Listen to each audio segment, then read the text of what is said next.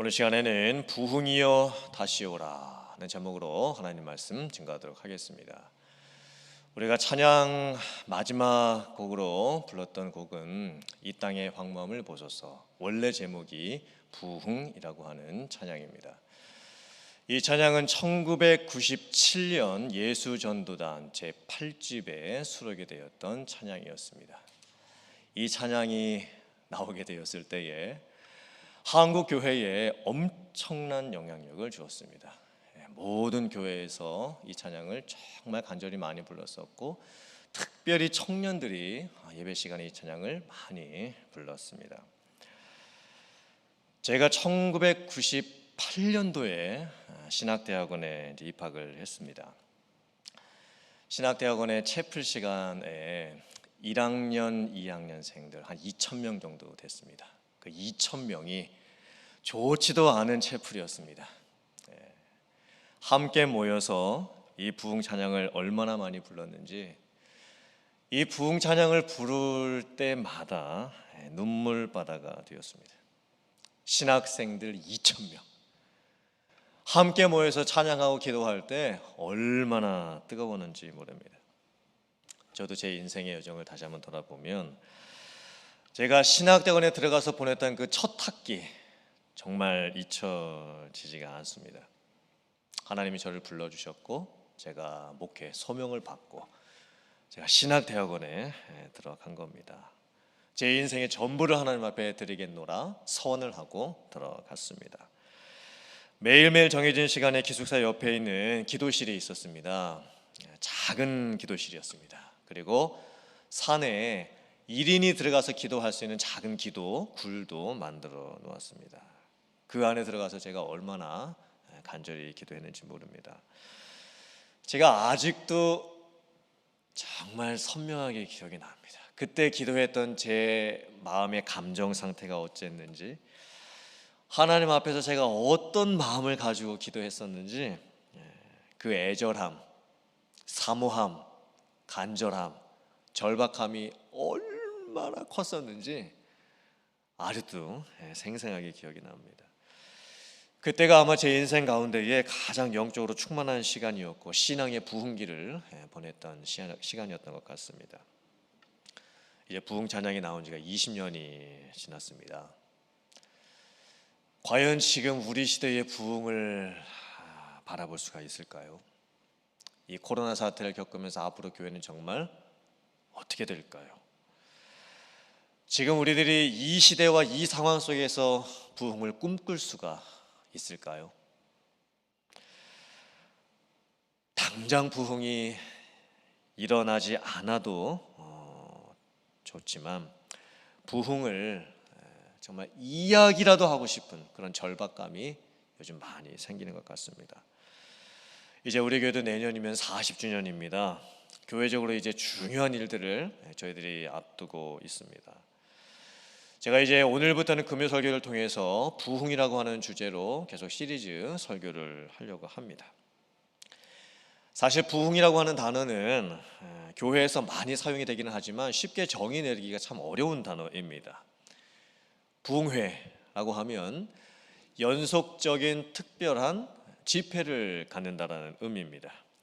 또 부흥하면 성령의 부어주심을 경험하는 어떤 것, 신앙 감정에 흥분이 되는 그 어떤 것, 예전에 체험해보지 못했던 영적인 특별한 체험을 하는 그 어떤 것, 그리고 한 사람에게서, 아니면 한 교회에게서, 아니면 어떤 한 지역에서, 아니면 한 나라에서 나타나는 특별한 어떤 것, 그게 바로 부흥이라고 하는 의미입니다.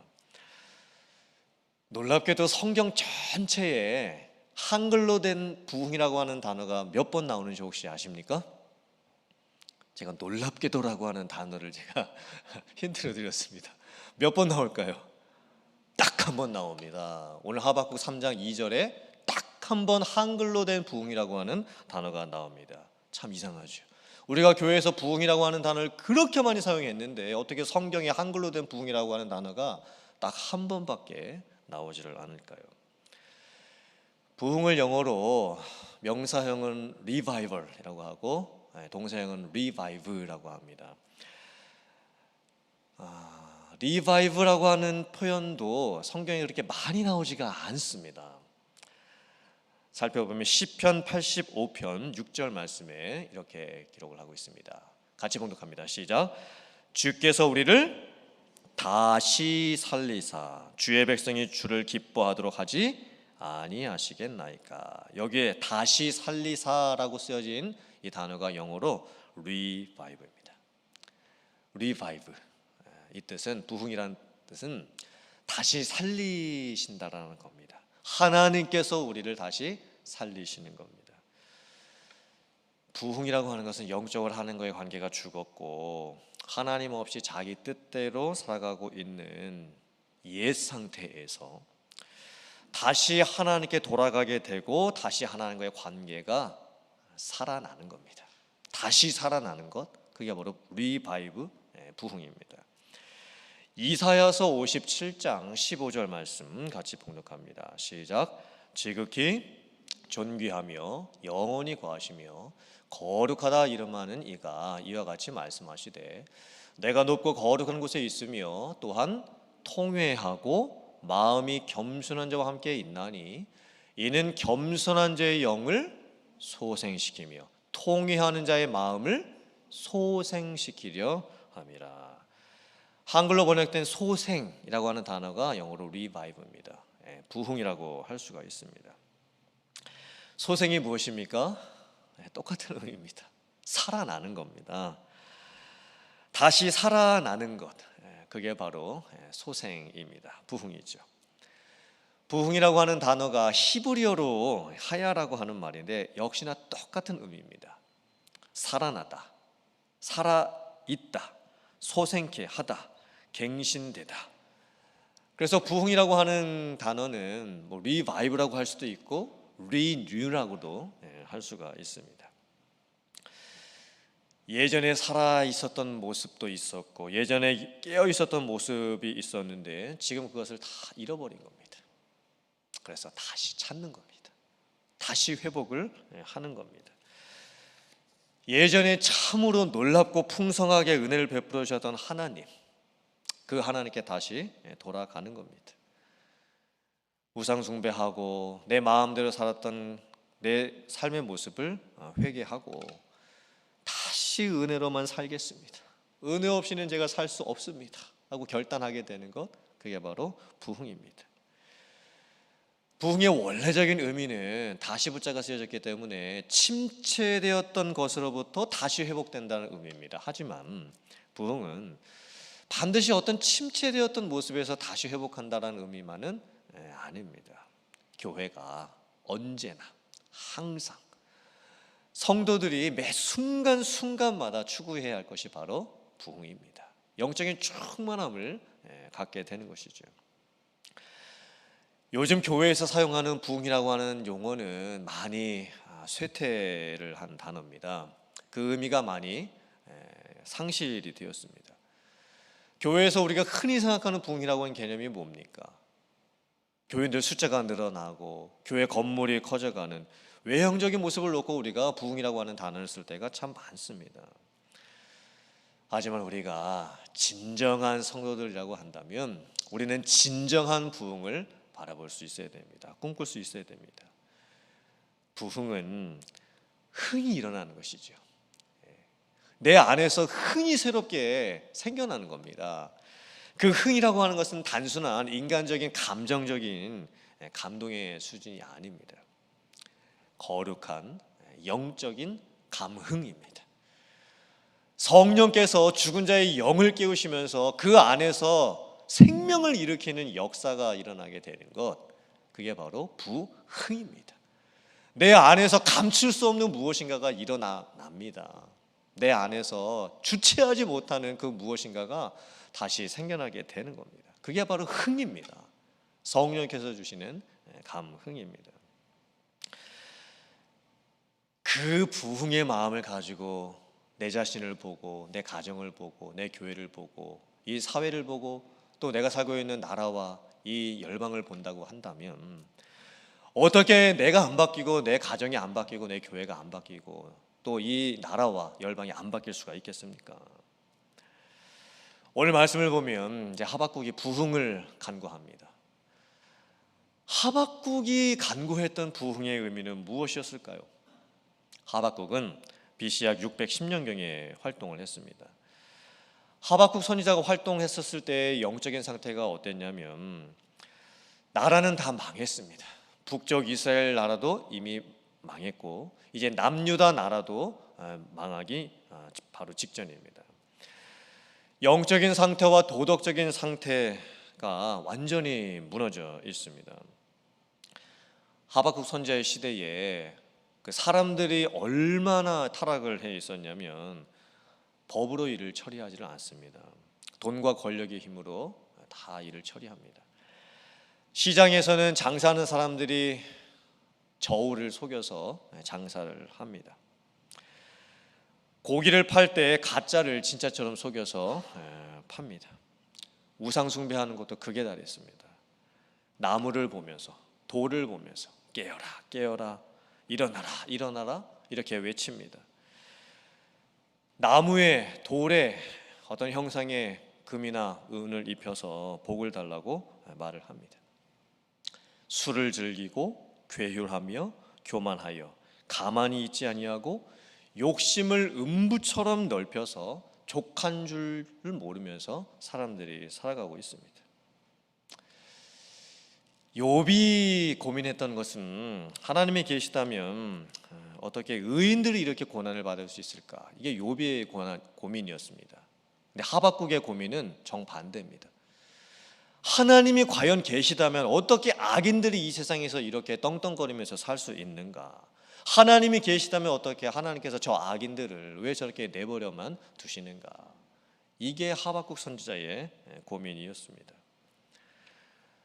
하나님이 계시다면 왜 이 세상에 이렇게 죄가 많은지, 이렇게 불공평함이 많은지, 정말 이 세상에 소망이라고는 하나도 찾아볼 수 없는 이런 절망밖에 없는 세상이 되었는지, 이게 하박국 선지자의 선지자적인 그런 울분과 같은 마음이었습니다. 더욱이 믿는 성도들도 다 지금 믿음을 잃어버려 가고 있습니다. 하나님의 백성들조차도 하나님을 떠났고 하나님의 말씀에 불순종하고 있습니다. 그렇게 돌아오라고 선지자들이 외쳤음에도 불구하고 하나님께 돌아가려고 하지를 않습니다. 하박국 선지자가 할 수 있는 것이 없었습니다. 그렇게 하나님의 말씀을 전했고 그렇게 하나님의 말씀을 외쳤음에도 불구하고 도무지 변하지 않는 하나님의 백성들의 모습을 보면서, 도무지 바뀌지 아니하는 이 세상의 모습을 보면서 하박국 선지자는 절망밖에 할 수가 없었습니다. 어디를 쳐다보아도 도무지 사람의 힘으로 할 수 있는 것이 아무것도 없을 것만 같아 보입니다. 각 개인과 또 성도와 교회와 이 나라는 도대체 어떻게 될 것인가? 그 선지자적인 울분만이 하박국 선지자의 마음에 가득했습니다. 그때 하박국 선지자가 하나님 앞에 간구하기 시작을 합니다. 여호와여, 주는 주의 일을 이 수년 내에 부응하게 하옵소서. 진노 중에라도 긍휼을 잊지 마옵소서. 하나님의 심판 가운데서라도 긍휼을 베풀어 달라고, 제발 하나님의 이 백성들만큼은 버리시지 말아 달라고 지금 간구를 하고 있는 겁니다. 그때 하나님께서 하박국 선지자에게 응답을 주시죠. 필연적으로 악인에 대한 심판이 궁극적으로 있게 될 것이다.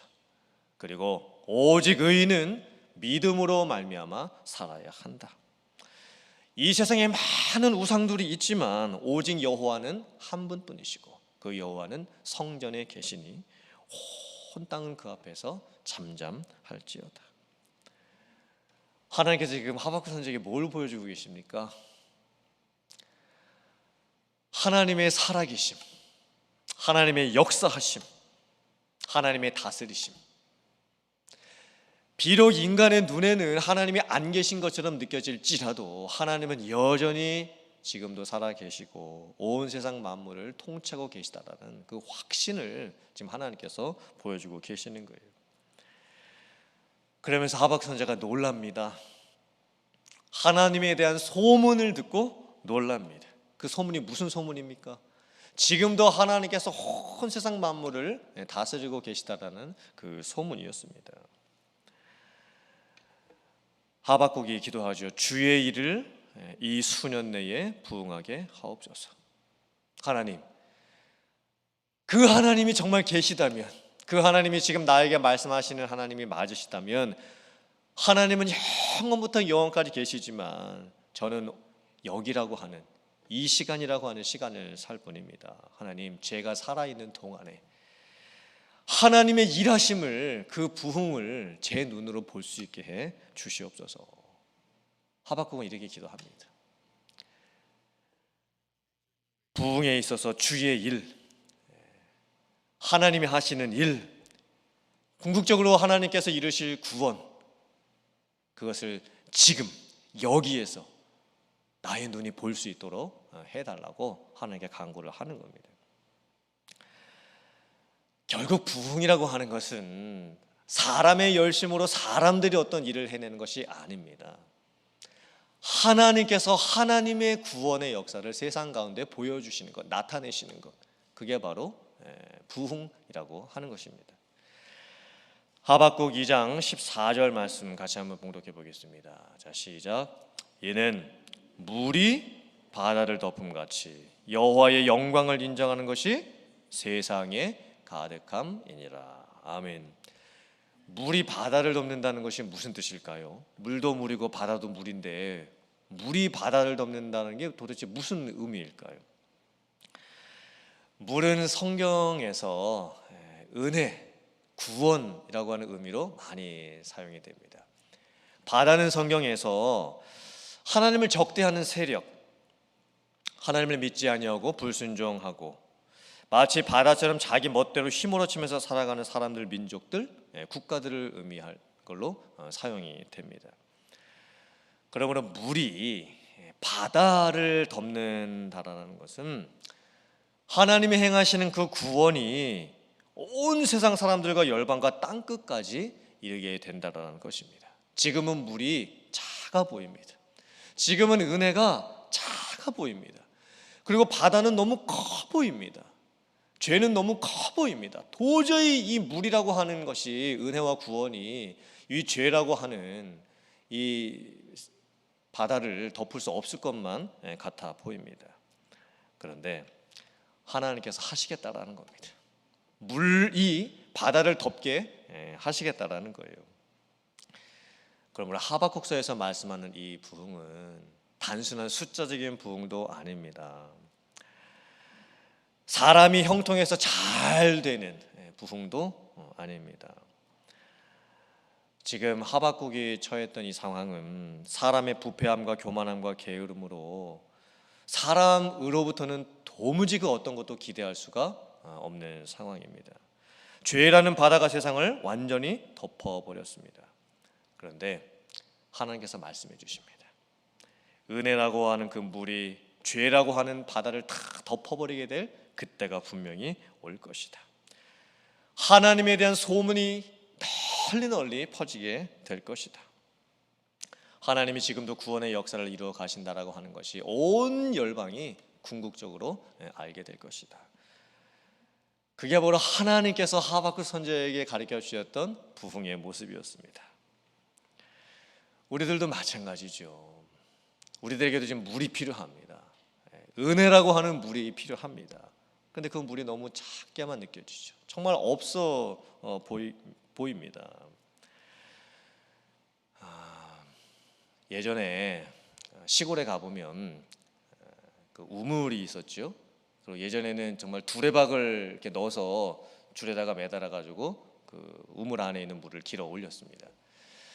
근데 제가 이제 외할머니 댁에 갔을 때 초등학생 때 이제 우물이 있었고 조금 지나니까 그 우물 옆에 그 펌프가 하나 생겼습니다. 근데 그 펌프가 참 신기한 것이 이게 펌프가 물이 안 나올 때, 아무리 이걸 이렇게 해도 물이 안 나올 때 그냥 푸샥푸샥 소리만 나고 물이 안 나올 때 바가지에다가 물을 이렇게 떠가지고 그 펌프에다가 넣습니다. 그리고 나서 다시 펌프질을 하면 아무튼 희한한 소리가 좀 납니다. 뭐 푸식푸식푸식 하면 그런 소리가 나다가 결국에는 이제 물이 나오게 됩니다. 그 안 나오는 그 펌프에 물이 나오게 하기 위해서 그 바가지로 퍼서 그 넣는 물, 그 물을 뭐라고 하는지 혹시 아십니까? 어디 다 아시네요. 마중물이라고 합니다. 참 그 단어를 정말 잘 지은 것 같습니다. 마중을 나가는 물입니다. 그 펌프 밑에 물 근원이 있습니다. 엄청나게 많은 물이 그 밑에 고여져 있습니다. 근데 그 물의 근원이 뿜어져 나오지가 않습니다. 그때 마중물을 넣는 거예요. 그럼 그 마중물이 들어가서 마중물이 그 물의 근원하고 만납니다. 그러면 압력 차이가 생기면서 압력이 맞게 되면서 그 물의 근원이 이제 바깥으로 나오게 된다라는 거예요. 기도가 뭘까요? 여러분은 오늘 왜 나오셨습니까? 왜 하나님께서 여러분을 오늘 이 금요예배에 보내셨다고 생각이 드십니까? 예배라고 하는 것, 기도라고 하는 것은, 부흥을 꿈꾼다라고 하는 것은 마중물을 붓는 것입니다. 그리고 누군가는 옆에서 열심히 섬기시는 분들이 계셔서 그분들이 펌프질을 계속 해 주시는 겁니다. 그 마중물이 참 신기한 것이 어느 정도 양이 있어야 됩니다. 너무 적어도 안 되고 너무 많을 필요도 없습니다. 정말 적당하게 필요한 양만큼의 그 양만 딱 있으면 됩니다. 그 마중물을 붓는 게 기도이겠지요. 그 마중물을 붓고 펌프질을 하는 사람들이 부흥을 꿈꾸는 사람들이겠죠. 처음에는 마중물의 양이 작아서 그 마중물하고 깊은 물하고 닿지 않을 수도 있습니다. 그래서 마중물을 몇 번 다시 부어야 될 때도 있습니다. 하지만 마중물이 부어지다가 보면 언젠가는 그 마중물이 깊은 물을 찾아갑니다. 그리고 깊은 물을 만나서 마중을 하고 정말 그 깊은 물을 바깥으로 데리고 나옵니다. 기도하는 사람들은 어떤 사람들일까요? 보이지 않는 곳에 숨겨져 있는 엄청난 은혜의 샘을 볼 줄 아는 사람들입니다. 그리고 마중물을 계속 기도의 언어로 쏟아내는 사람들입니다. 사랑하는 성도님들, 우리가 하나님께 돌아가서 하나님의 얼굴을 구하면서 하나님께서 일으켜 주실 새로운 역사들을 기대해 보기를 원합니다. 부흥을 꿈꿔보기를 원합니다. 하나님께서 과연 내 심령과 내 가정과 교회와 이 열방 가운데 어떤 부흥의 역사를 일으켜 주실지 소망해 보기를 원합니다. 지금 당장 우리에게 부흥이 일어나지 않는다 할지라도 부흥을 소망하며 마중물을 기도하면서 붓는 우리들이 되기를 원합니다. 정말 여러분들의 심령에 은혜의 샘이 차 올라오고 주체할 수 없는 은혜들이 바깥으로 뿜어져 나오고 그 은혜들이 주변에 흘러감으로 말미암아 교회에 충만하게 그 은혜의 물들이 차오르고 그 교회로부터 흘러나가는 그 은혜의 샘들이 우리 주변에 있는 이 사회를 살려내고 나라를 살려내고 열방을 살려낼 수 있는 그런 부흥을 꿈꿀 수 있는 여러분들 되시길 주님으로 축원합니다. 그리고 우리들이 살아있는 이 시대에, 우리들이 살아서 기도하고 있는 이 세대에 하나님께서 일으켜 주시는 그 부흥을 정말 체험할 수 있는 여러분들 다 되실 수 있기를 주님의 이름으로 축원합니다. 아멘.